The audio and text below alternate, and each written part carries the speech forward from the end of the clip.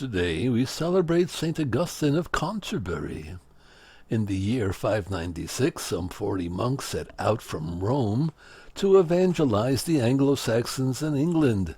Leading the group was Augustine, the prior of their monastery. Hardly had he and his men reached Gaul when they heard stories of the ferocity of the Anglo-Saxons and of the treacherous waters of the English Channel.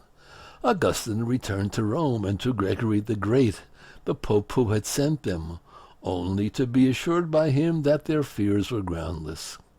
Augustine set out again. This time the group crossed the English Channel and landed in the territory of Kent, ruled by King Ethelbert, a pagan married to a Christian Bertha.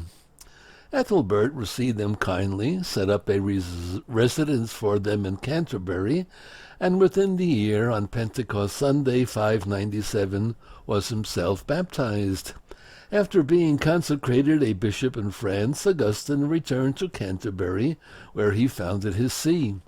He constructed a church and monastery near where the present cathedral, begun in 1070, now stands. As the faith spread, additional sees were established at London and Rochester. Work was sometimes slow, and Augustine did not always meet with success. Attempts to reconcile the Anglo-Saxon Christians with the original Briton Christians, who had been driven into western England by Anglo-Saxon invaders, ended in dismal failure. Augustine failed to convince the Britons to give up certain Celtic customs at variance with Rome and to forget their bitterness, helping him evangelize their Anglo-Saxon conquerors. Laboring patiently, Augustine wisely heeded the missionary principles, quite enlightened for the times, suggested by Pope Gregory: purify rather than destroy pagan temples and customs.